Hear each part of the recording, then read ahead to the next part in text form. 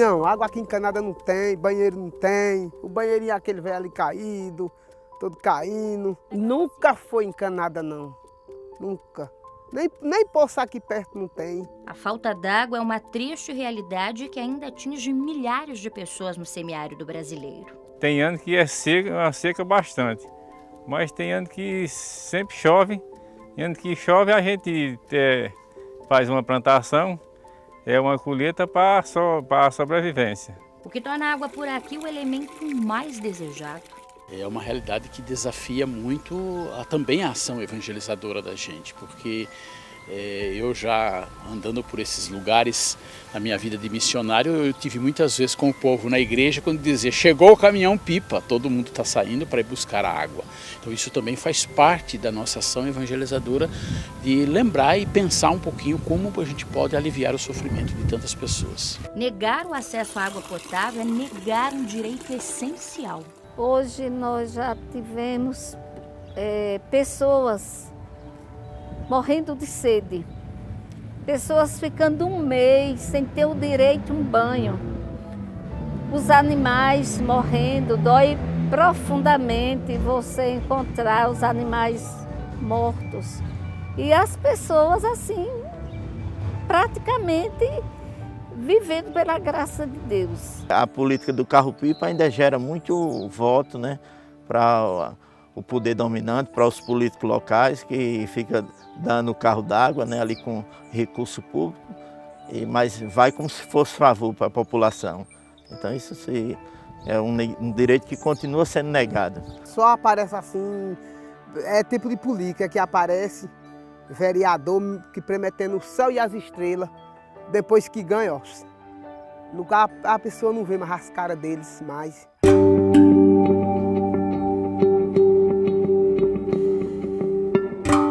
Essa é a Luciana. E a vida por aqui nunca foi fácil.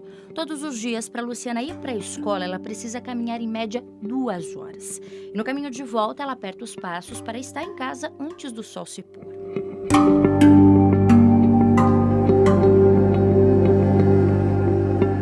Luciana é filha da dona Maria José, uma agricultora que sabe bem o valor do trabalho, tamanho da dificuldade de viver com a seca do agreste pernambucano. Daqui é bom pelo ponto para quando está chovendo, que o barreiro é cheio d'água, mas no verão nós vamos ver água, parece que dá uma meia légua, quando a gente vai ver lá na serra, quando seca aqui. A falta d'água, ela faz com que a gente impossibilite outras fontes de saída para amenizar o sofrimento do povo. Onde não tem água, ele não tem condição de produzir nada, né? Ele não tem condição de produzir nada. E com isso ele vem, sai puxando o outro. Se eu não tenho com o que plantar, como amenizar, às vezes a sede sacia a minha fome, né? Eu tomei um gole d'água porque estava com fome e não tenho o que comer. Então se falta água, também falta o alimento.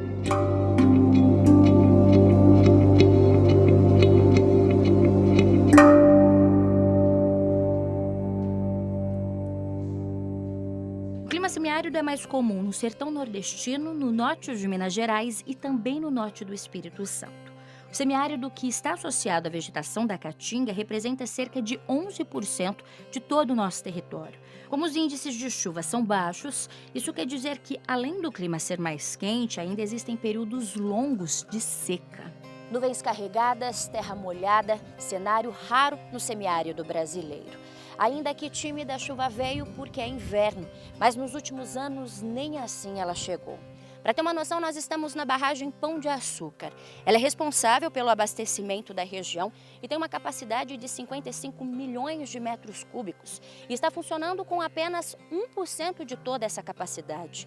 Por isso, a questão da água é uma preocupação no semiárido que precisa ser debatida. A busca por novas fontes de água acontece desde o tempo do Império, porque o maior desafio sempre foi garantir o abastecimento para todas as pessoas de forma contínua. Isso representa, na zona rural do semiárido, abastecer mais de 9,5 milhões de pessoas durante todo o ano, principalmente no período de estiagem, onde as fontes estão escassas e, pior do que isso, quando elas secam.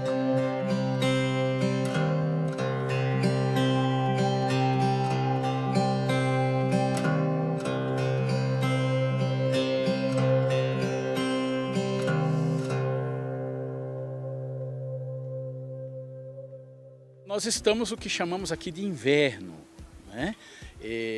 Inverno para nós aqui não é o frio, o inverno é a chuva. A gente está no inverno prolongado e estamos vivendo o que chamamos de seca verde. Quer dizer, você passa a ver tudo verde, você vê essa garoinha, ainda agora mesmo uma senhorinha ali, de seus quase 80 anos, me dizendo, olha, nós estamos com essa garoinha, mas não enche a barragem, não enche barreiro, não junta muita água. Já vi muita seca aqui.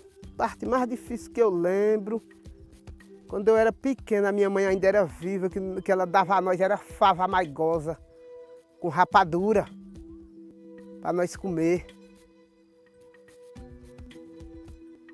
Nesse tempo eu lembro. Porque não tinha o que comer. Porque não tinha o que comer. A última grande chuva que nós tivemos, inclusive que encheu a barragem aqui de Pão de Açúcar, foi acho que 2004, 2005. Eu nunca mais vi uma grande chuva. Quando eu digo grande chuva você não pode sair de casa, encher os barreiros. Tem chovido? Tem chovido, mas é o insuficiente para armazenar a água que a gente tanto precisa. É por isso que a única opção para muitas famílias que sempre viveram na zona rural é sair em busca da sobrevivência bem longe dali. Vai para a cidade grande, lá não tem emprego, ou mesmo nas cidades menores, vai ficar parado, vai quebrar a relação que ela tinha lá na comunidade, de conhecimento, de história, de cultura, né? Então é importante que a gente consiga manter também o campo aberto, vivo, com as pessoas ali convivendo em harmonia e procurando respeitar o meio, o seu meio, né? Não destruir, mas preservar. Eu sonho ter uma vida melhor, para eu dar uma vida melhor que para meu filho, que eu não posso. Os meninos dormem no chão, tem um que dorme no chão, que não tem cama, não tem colchão. Como dorme no tapetinho. Os outros dormem que só tem dos camas. É muito menino que eu tenho. A dona Maria José é mãe de 10 filhos. Mora nessa casa na zona rural de Buí, que é a quase 90 quilômetros da diocese de Pesqueira. Aqui ela vive com os filhos e o marido, mas ele passa a semana fora de casa trabalhando. Com a falta d'água, o que eles plantam no terreno mal dá para matar a fome da família. É uma vida difícil mesmo.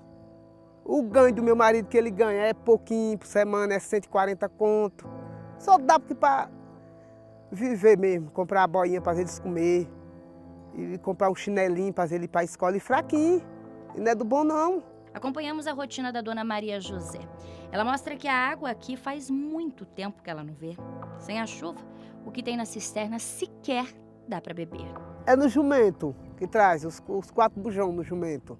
Porque o cabo for ver na cabeça, o cabo não aguenta não, que dói. Teve uma vez que eu fui ver, eu me inventei, quando eu cheguei lá no meio da manga, eu derramei a água. Que minha cabeça doeu o casco, aí eu derramei a água. Vai ver aqui no jumentinho, o jumentinho ali embaixo, vai ver no jumentinho, quando falta do barreiro. Porque se for só beber, tomar banho, cozinhar da cisterna, não dá. Se tivesse água aqui era bom demais, era tão mais fácil.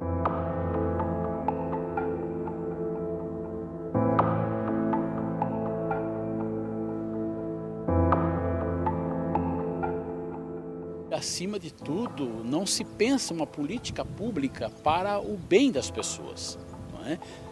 A gente olha um pouquinho o nosso povo, a sobrevivência para a água, tanto para o consumo humano, mas também para os animais, os bichos na zona rural. Isso é um desafio muito grande, né? E a gente não tem políticas públicas que pense essa realidade do homem do campo. E também das cidades. Você vê uma cidade nossa como Pesqueira, eu estou no seminário há mais de 8 anos, nós não temos água encanada e água tratada, ainda. Então, mesmo com a cisterna, os políticos se aproveitam dessa situação para ficar estimulando as pessoas a abastecer a cisterna com carro-pipa, porque eles sabem que gera favor. No passado eu tive uma experiência lá no sertão, onde lá no município de Piranhas, onde cada vereador ele tinha 2, 3 carros-pipa que estavam alocados na prefeitura, e eles ficavam, quando a cisterna da família ia baixando, eles já chegavam na casa da família junto para oferecer uma carga d'água. Claro que eles pareciam simpáticos, mas aquilo ali gera uma dependência. Porque quando ele dá uma carga d'água, mas quando chegar o dia do voto, ele vai querer voto. em troca, né? Eu acho que o poder público ainda vai muito devagar, né? Porque o fato de não ter água também é uma indústria, que a gente chama indústria da seca, né? Quer dizer, muita gente pode ganhar, né, com a falta d'água, com a falta de políticas públicas com a questão da água. Já demos passos, acho que o governo já caminhou muito nesse sentido, né, de pensar e de tentar amenizar isso, não ficar com a distribuição de carro-pipa como se a seca fosse um negócio. Nós temos que ajudar, por isso que a gente chama hoje a convivência com o semiárido. Né? Então eu acho que às vezes o governo vai muito devagar, porque não só o governo, mas muita gente pode ganhar a partir da falta d'água. Ela precisa ser vista e notada e as políticas precisam ser voltadas com carinho, né? Com carinho e atenção, para que o acesso à água não seja só para os grandes, principalmente os pequeninos. A gente vê que hoje o Canal do Sertão, aonde ele está passando na nossa região, os grandes empresários estão chegando junto. E aí a população está se afastando do acesso à água, continua sofrendo por causa dessas dificuldades. Então ela precisa ser vista de que forma essa água pode ser distribuída em comum, né? Em comum para todos, principalmente para aqueles que mais sofrem. Por isso que as nossas ações de convivência no semiárido, elas vão no sentido de acesso à água para o consumo, acesso à água para a produção. Nós temos que fazer estoque de água, estoque de alimento para os animais, estoque de alimento para a família, garantir a segurança alimentar da família e também dos animais, né, a gente. E venda do excedente da produção, que ela seja de qualidade, sem agrotóxicos, sem veneno, para a gente poder proporcionar a outras famílias um acesso à segurança alimentar de boa qualidade. Enquanto isso, a simplicidade no sorriso da Dona Maria José mostra que maior que o sofrimento é a fé e a esperança de um dia ver atendidas as necessidades básicas da família e que a sede e a fome um dia também não sejam mais uma realidade e que os filhos experimentem o que todo ser humano por direito merece: viver com dignidade. Eu tenho um sonho de ter uma casa, de levantar uma casa maior para o meu filho. Eu peço a Deus, para Deus me ajudar. Ah, meu Deus, tem hora que eu choro dentro de casa, eu digo, ah, meu Deus. Mas um dia Deus vai abrir uma porta para mim. Sempre tem esperança. Deus dizer, quem espera por Deus não cansa.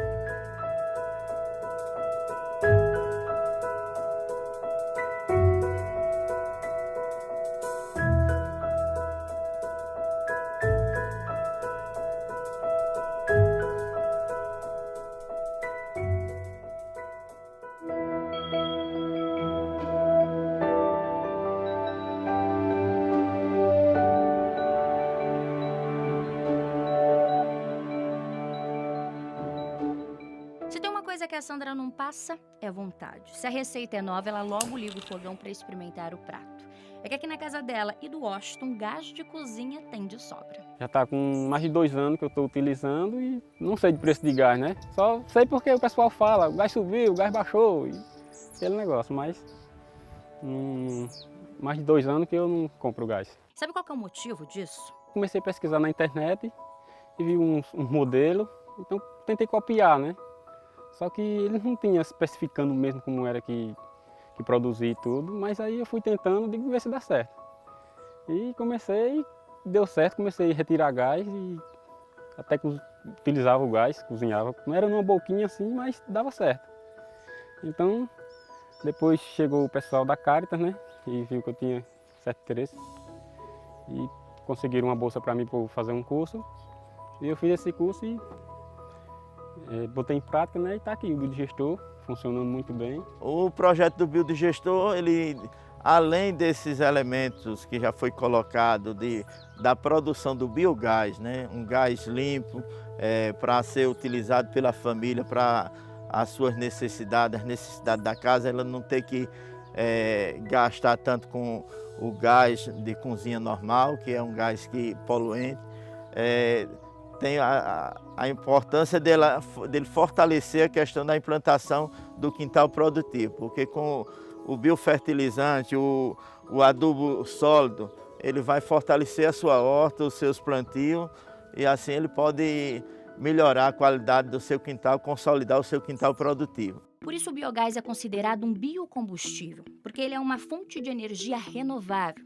E sabia que ele foi descoberto lá em 1667? Mas foi só no século XIX, exatamente em 1857, é que o uso desse tipo de combustível foi pensado para o aquecimento e também para a iluminação pública. Pois é. E hoje esse tipo de produção aqui no semiárido brasileiro ajuda a transformar agricultores experimentadores, como Washington, em agricultores promotores. Isso quer dizer que eles acabam encarregados de apoiar as atividades de capacitação técnica e também estimulam outras pessoas a fazerem o mesmo. O sistema a gente utiliza as fezes dos porcos, a gente lava as pocicas e consegue descer por gravidade. Aí desce para dentro desse sistema, que é uma caixa com uma profundidade de 2,60 m. E dentro tem uma repartição que consegue fazer com que essa matéria se esbarre e as bactérias consigam ter mais tempo para fazer um processo, para depois ela jogar para fora e já sair um biofertilizante, né, que a gente chama de biofertilizante. Depois do processo estar feito, a gente consegue tirar o biofertilizante, que é o adubo líquido, a gente consegue utilizar nas plantas, o sólido, que a gente faz compostagem também para adubação do solo, e o gás, a gente utiliza no fogão, né, para fazer o preparo, o alimento. A parte negativa é as guloseimas. É as guloseimas porque, e principalmente também que a gente combinamos para colocar na internet, aí a mulher descobriu lá uns canal de guloseima dessas coisas e eu já estava, acho que mais ou menos com 150 quilos e já estava quebrando a cama. Eu tive que voltar para a academia para voltar à forma de novo e dar uns conselhos a ela também, né, que a produção de gás é boa, mas também tem que dar uma freada. É também um processo natural para se tratar resíduos orgânicos. Aqui no sítio do Washington, por exemplo, além de reduzir a poluição do meio ambiente, o biodigestor para a coleta das fezes dos porcos auxiliou ainda nos problemas dos dejetos carregados de micro-organismos. Isso incluiu até a redução dos odores, que, convenhamos, não são nada agradáveis. Já faz uns 13 anos que a gente mora aqui. E a gente, desde quando a gente veio que a gente já criava, né? Que a gente sempre pensa em vir para o sítio para criar uns bichinhos, né? E a gente criava, só que começou a juntar muito dejeto na terra e começou, acho que poluir, ficar com muito mau cheiro. A gente tinha até umas plantações aqui, umas bananeiras, outras plantas, e já estava morrendo, porque acho que a terra já estava ficando com um excesso de bactéria, né? E então veio o projeto e melhorou aí, acho que 100%, para mim, né, 100%. Então, esse é o objetivo dos biodigestores, da gente pensar, diminuir também os gases que prejudicam, que provocam o efeito estufa, que são dos dejetos, além da limpeza, né, do ambiente, do meio ali, porque fezes gera mosca, gera várias coisas nesse sentido, né, os dejetos dos animais na propriedade. Que sirva também de exemplo para as outras pessoas, né? A história que o Washington tem para nós aqui, que é uma experiência tão localizada, mas que pode ser partilhada com outras pessoas, né? E isso vai carecer com certeza de apoio da igreja, né? Dos organismos da igreja, das pastorais sociais para que apoiem essa iniciativa, para que outras pessoas possam ver que é possível fazer diferente.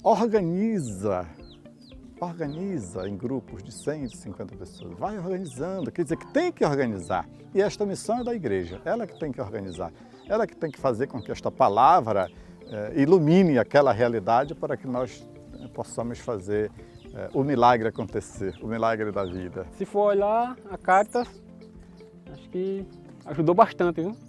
Porque é através dela que hoje eu tenho o biodigestor. Para seguir com um sistema biodigestor como esse, existe um elemento que não pode faltar. E a água faz parte, né? A água tem que ter água para fazer o processo. A água entra na produção de lavoura e também na limpeza, né? Na limpeza das pocicas para fazer o processo. Então a água é fundamental. Desde 2007, uma rede formada por mais de 3.000 organizações da sociedade civil atua e ajuda a divulgar o semiárido, defendendo os direitos dos povos das comunidades da região. É a ASA, a Articulação Semiárido Brasileiro, a responsável pela criação do programa Uma Terra e Duas Águas, o P1+2. que é um trabalho que a gente vem desenvolvendo na construção, tentativa de construção de uma política pública que possa levar o apoio à produção agroecológica junto às famílias de baixa renda do nosso semiárido. Contamos com as parcerias das instituições não governamentais que, dentro dos projetos que a Caritas desenvolve, o projeto de Primeira Água, que é a construção de cisterna de 16 mil litros, agora com esse projeto o PU+2, uma terra e duas águas, que vem facilitar a captação de água de chuva e aí a família ter mais condição de ter uma água de qualidade, tanto para o consumo como para a produção. Você imagine uma família que antes ela não tinha baldes de 250 litros, cisterna de 1000 litros, uma caixa d'água de 1000 litros para armazenar água, e quando chegava no período da seca, a sua água estava bastante resumida porque não foi o suficiente para o consumo da família. Depois ela recebeu uma cisterna de 16 mil litros, para a captação de água de chuva para consumo. E depois outra de 52 mil litros para ela utilizar tanto no plantio para um consumo de qualidade e ela também água durante todo o verão para que ela não sofra com os impactos da falta de água de chuva na região.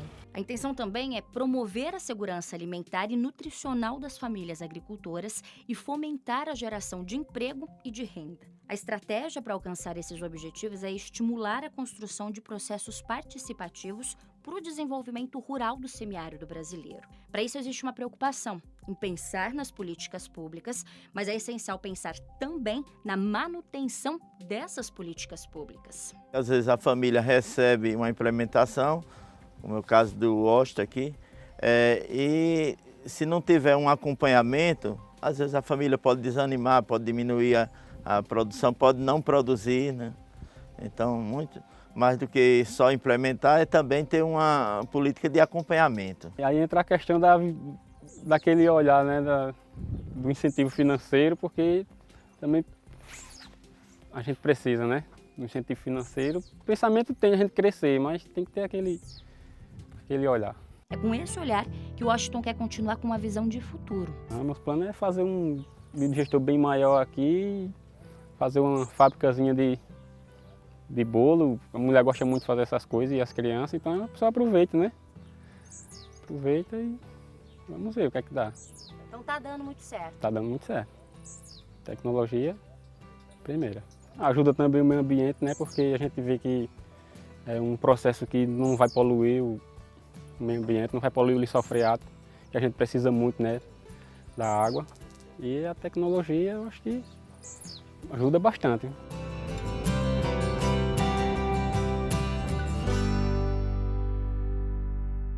Com o passar do tempo, foi entendendo e chegou à conclusão de que a seca não deve ser combatida, ela pode ser convivida. Isso significa que a questão da água na região não deve ser tratada como um limite da natureza, mas sim como uma característica da natureza, que merece ser respeitada e, mais do que isso, levada em consideração na hora de pensar e construir soluções. Isso é a convivência com o semiárido. Isso significa uma quebra de paradigma, porque sempre a política brasileira, desde o Império, falava em política de combate e vinha com ações emergenciais para combater a seca. Mas só que a seca é um efeito climático que está aí, que de tempo em tempo ela vai acontecer. Da mesma forma que lá no sul vai ter a geada, vai ter o frio, vai ter. Aqui nós vamos ter a seca no semiárido. Então, que a gente queira ou não, a gente não vai conseguir tirar a seca, a gente vai conseguir conviver com ela, Diga uma coisa, você já ouviu falar de um velho ensinamento que diz que é preciso estocar nos tempos de fartura para ter nos tempos de escassez? Pois é, isso diz muito sobre o semiárido. Porque leva o povo a buscar não só a segurança hídrica, mas também garantir o direito humano à alimentação. Mas não é qualquer alimentação, não. É uma alimentação farta, saudável e, principalmente, de qualidade. Por isso que as nossas ações de convivência no semiárido, elas vão no sentido de acesso à água para o consumo, acesso à água para a produção. Nós temos que fazer estoque de água, estoque de alimento para os animais, estoque de alimento para a família, garantir a segurança alimentar da família e também dos animais, a gente. E venda do excedente da produção, que ela seja de qualidade, sem agrotóxicos, sem veneno, para a gente poder proporcionar a outras famílias um acesso à segurança alimentar de boa qualidade. E a gente encontra exatamente isso no quintal da Dona Maria de Vânia, mais conhecida como Vânia. Eita, quintal produtivo!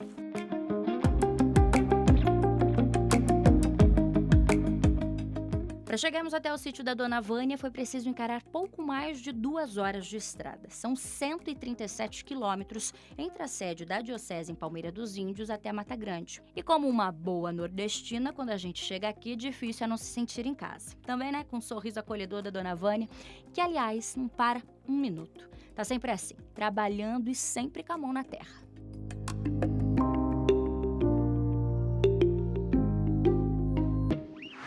E olha, dá até para se perder, viu, com a beleza e com o tanto de coisa boa que a Dona Vânia cultiva nessa horta. O sentimento da realização disso tudo, Dona Vânia traz estampado no rosto.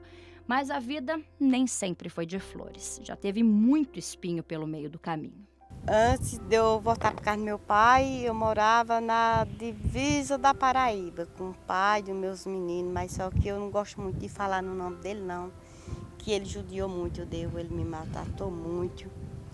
Aí, quando eu penso no sofrimento que eu vivia com ele, aquilo chega a me dar vontade de chorar, mas eu não vou chorar, não.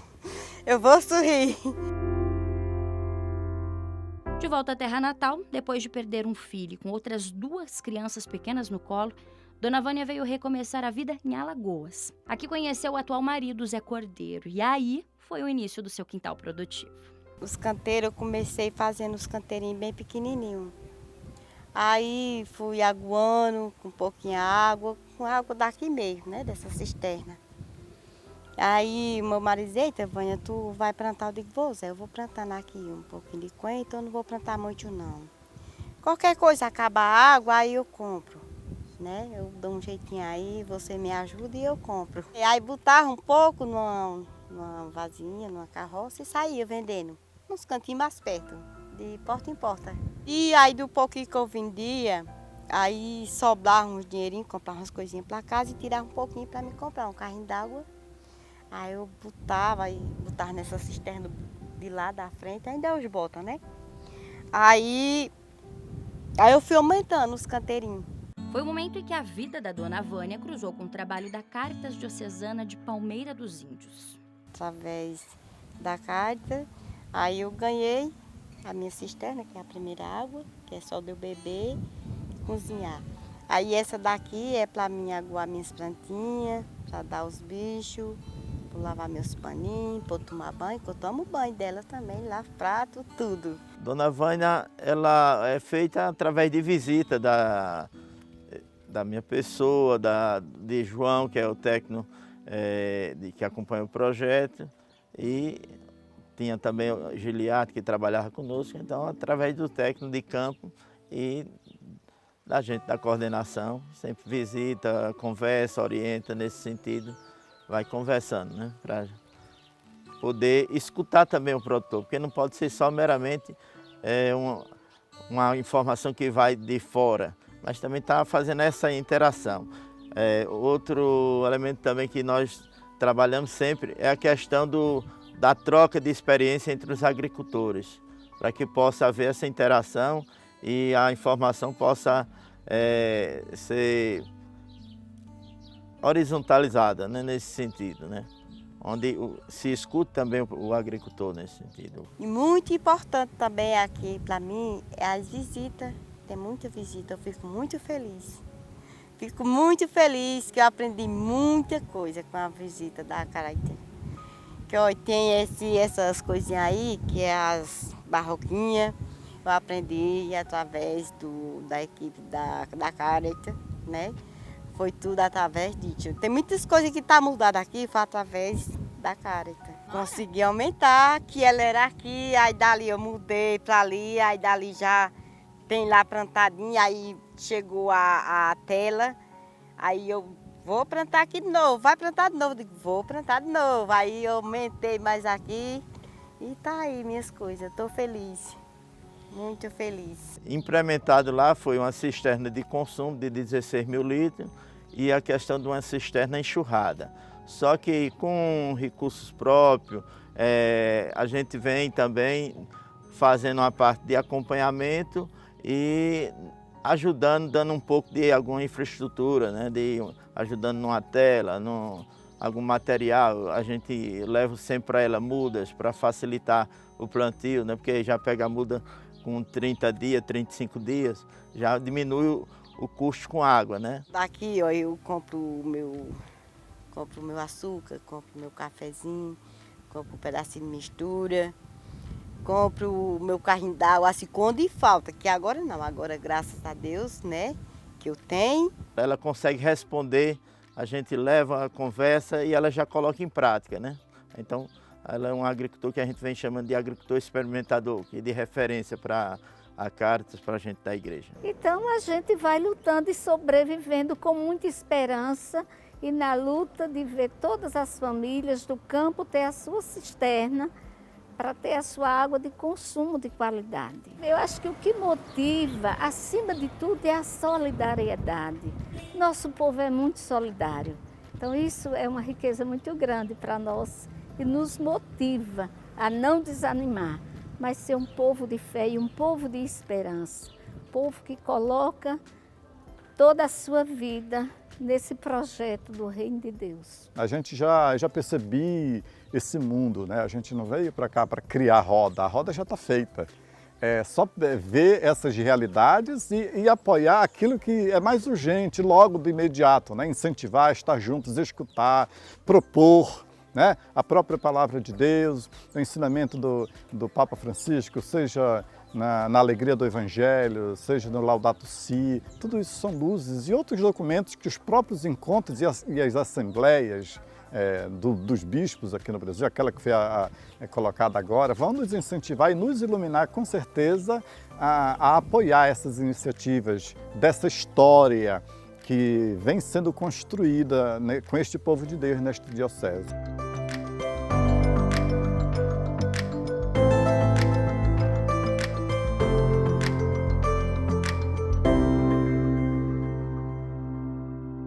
Seu Manuel percorre todas as estradas desse chão difícil do sertão nordestino desde os anos 80. São quase 30 anos animando o povo, conversando, ajudando, provando que existe, sim, beleza, fartura, vida.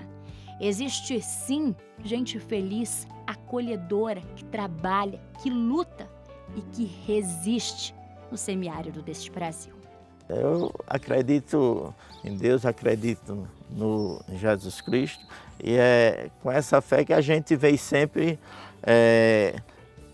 trabalhando, né? Em 1980, quando eu fui para o seminário, a gente foi também motivado por uma motivação religiosa de seguir a Jesus e então é o seguimento a Jesus Cristo, é a vontade de levar estar presente junto às famílias que têm mais necessidade, que motiva a gente nesse sentido. E acreditar na importância do meio ambiente, no bem viver, que nós queremos construir junto com essa fé a questão do bem viver no nosso meio, né? Isso é um projeto de vida, né? Independente se a gente vai estar na Caritas ou num projeto ou não, a gente vai continuar, porque isso faz parte da vida de todos nós que somos seguidores de Cristo. Nunca pensei que o meu trabalho, das minhas hortinhas, ia botar eu assim para chegar até aqui. Daqui para frente, o que é que eu quero? Saúde, né? Saúde, paz, sossego, amizade com as minhas colegas, meus colegas tudinho, ajudar a quem tiver precisão, né?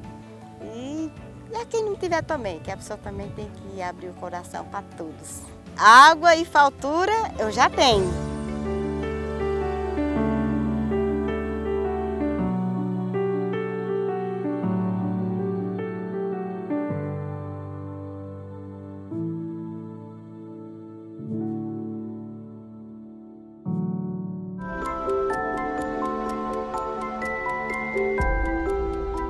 São passos que a própria igreja vai dando e hoje eu estou muito convencido disso, né? E tenho provocado muito a Caritas, outras associações e grupos, né? É que a gente não pode ficar esperando o poder público.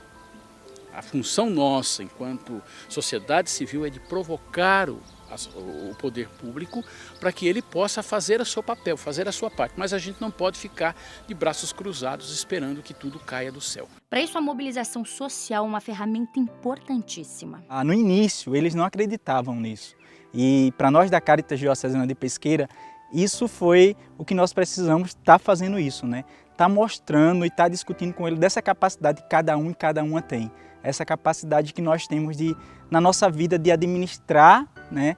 Mas da gente também ser conduzido, mas da gente também coordenar e ser coordenado, né? Então, fazer um trabalho de forma que todo mundo é capaz. A história toda começa aqui, nesta cidade, no estado de Pernambuco. Quando a gente chegou aqui em Buíque, né, as pessoas diziam, por que Buíque? As pessoas, aqui não vai dar certo. Porque as pessoas, aí a primeira coisa foi trabalhar isso, vocês são capazes, né? E hoje, né, elas já se sentem capazes. São várias as lideranças, poderia citar aqui vários nomes de pessoas que hoje, né, pensam diferente de quando entraram nesse processo, né, porque começam a perceber que são capazes, que dão conta, porque eles precisam assumir isso, né? O sistema não vai funcionar se a comunidade não assumir. O que o Francimário está falando é de um projeto de sistemas de abastecimento e tratamento da água feito a partir de uma gestão comunitária. Quando nós falamos de gestão comunitária, né, de sistema de abastecimento e tratamento de água, nós estamos falando da comunidade assumir a gestão, assumir a administração,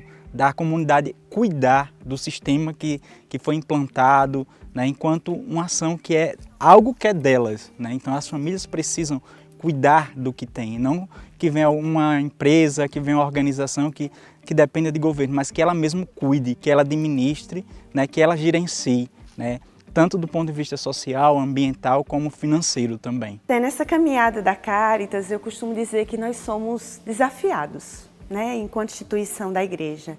Desafiados a olhar a realidade do povo e a pensar junto com essas pessoas quais são as alternativas que nós podemos desenvolver. Então, esse projeto de gestão comunitária surgiu a partir desse olhar e dessa realidade que as pessoas vivem. Então, quando nós, visitando as comunidades, percebemos que existiam poços que haviam sido perfurados, que precisavam ser revitalizados para levar água até as famílias, nós fomos buscar parceiros.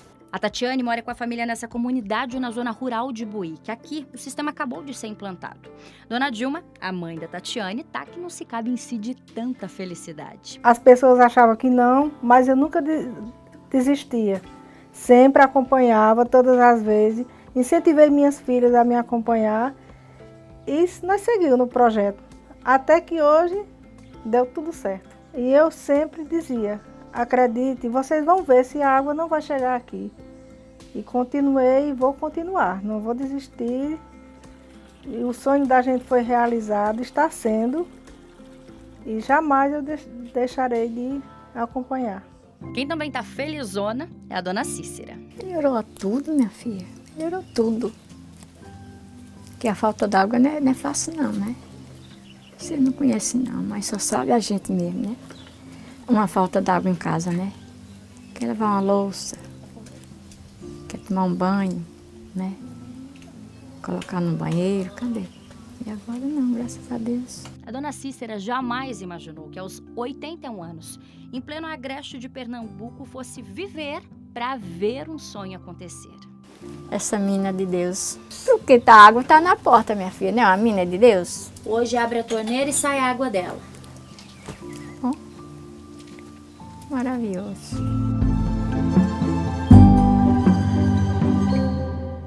O sistema que abastece a comunidade da dona Cícera foi o primeiro a ser implantado em Buíque. Ele atende 80 famílias. É o sistema comunitário de abastecimento e tratamento de água, o sistema Aliança. Inclusive, as comunidades têm participação até nisso. Elas que escolhem os nomes dos sistemas. E esse envolvimento é tão grande que aqui os moradores já fazem o uso consciente da água. Nenhuma gota é desperdiçada, né, dona Josefa? Ela até ensina como economizar. Eu gosto assim, de economizar. Eu gosto sempre de economizar, que às vezes eu economizo até demais. Agora que eu gosto, tá vendo? Aí eu ligo assim, para não ficar diretamente com a torneira ligada. As águas que vai sobrando, já vou aguando as plantas lá fora. lavando o alpendre, levo para o banheiro. E assim, eu não gosto de desperdiçar. Porque quando a gente desperdiça tanto, é um poço só, lá no sítio do Zé Gomes, sítio Pilãozinho. Então a gente desperdiça tanto e pode fazer falta para o outro lá na frente. Tem na torneira, vou deixar ligada direto, fazer tudo com a torneira ligada direto. Não, pode fazer falta para o irmão. O homem sonha e Deus realiza.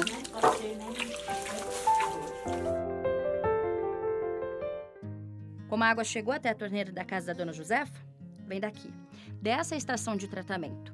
Quem opera o sistema é o Darlan. E o Darlan explica como a água que chegou aqui por meio da pressão de uma bomba agora vai ser tratada para aí sim ser distribuída para as casas. Aqui vem lá debaixo do poço. Aqui é a